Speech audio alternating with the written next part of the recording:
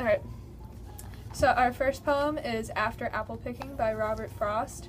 And this poem starts off, the first line is, my long two pointed ladders sticking through a tree. So you know that the author is speaking in first person. And he is on a ladder and he is picking apples from this tree. And it says, toward heaven still, which means it's pointed straight up. And there's many barrels still left beside it, and there's apples on the bough, so he is not done picking his apples. And then towards the end of this, the poem, he points back at the fact that he's like never done picking apples. He always has more barrels and barrels to fill.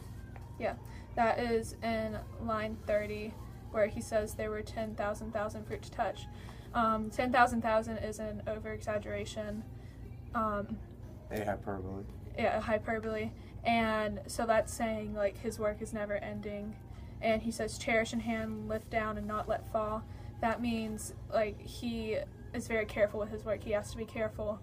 It says, for all that struck the earth, no matter if not bruised or spiked with stubble, went surely to the cider apple heap as of no worth. That means, like, no matter what he does, like, if he messes up a little bit, even if, like, there's no harm done, it's, like, worth nothing anymore. Kind of like a hint of him being judged, his work being judged, him always being a failure, kind of getting a sense of he feels like he's always working. Yeah, I really like how Robert Frost uses this. He says, cherish in hand, lift down, and not let fall, meaning that he takes like his work very seriously because he's so careful with it. And then even if it says like the apple fell to the earth and it says it's of no worth, so saying that he's really precautious in all of his work that he does. Like in his poetry, he's relating all the apple picking to like his own poetry. Yeah. And he starts dreaming and falling asleep in line 7. He says, essence of winter sleep is on the night, the scent of apples I am drowsing off.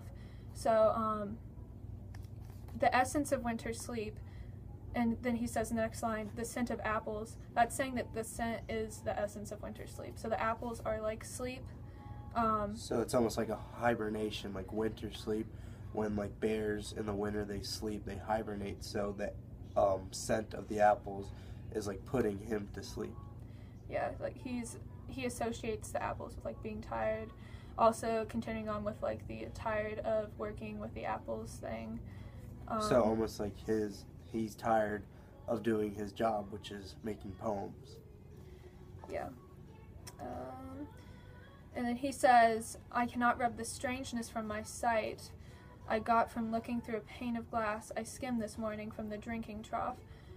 By that he means that he picked up a piece of ice off the top of like a well, and he looked through it, and you can imagine what looking through like ice looks like. It distorts everything, and he still has this distorted view of the world. Like things don't make sense to him anymore. Like his reality is fuzzy. Also hinting that he is dreaming. He's already asleep, not about to fall asleep, but asleep. Yeah, he's already asleep, so when he picks up this ice, like, everything's, like, blurry. You know, when you're dreaming, you don't remember all the dream, like, you remember, like, bits and pieces of it. And then he says, it melted and I let it fall and break, but I was well upon my way to sleep before it fell. Alright, there's a tense change. So now you think that he is dreaming, and he's saying that this did happen in his dream. Also, he said he was upon my way to sleep before it fell. That means that before the ice fell, he was already asleep. So, yeah, so like things shattered. It's almost like he ignored the ice shattering, things falling apart. Yeah, like he almost didn't care about it. Yeah. He said, I was well. So by him not being awake for the ice shattering, like it didn't affect him. He was still fine. So like overall, what would you say like the meaning of the poem is? I would say that it's talking about him being overtired of work and even his dreams, where he's supposed to be like maybe fantasizing about like his wants. He's still filled with apples, and in his dreams it's very detailed, like, so he's clearly like very familiar with apples because he can envision every fleck of russet showing clear, and he can feel the ladder round underneath his feet, and he can feel the boughs bend, and he can hear rumbling coming from the cellar. Like, he's very in it, and he never stops thinking about He's really the apple cautious picking. about his apples. Yeah. And he says, of apple picking, I'm overtired. He clearly states that he is done with apple picking. Again, reiterates that. And then at the very end of the poem, he says, were he not gone, the woodchuck could say whether it's like his long sleep as I describe it coming on, or just some human sleep. So he is comparing himself to in hibernation. Like the winter sleep we talked about earlier. Yeah, like in the first few lines of the poem. And so maybe he's constantly like in a sleepy state. Like, he never really moves on. He's always maybe depressed. That's like his sleep. He's very tired and depressed in the poem, basically. Yeah.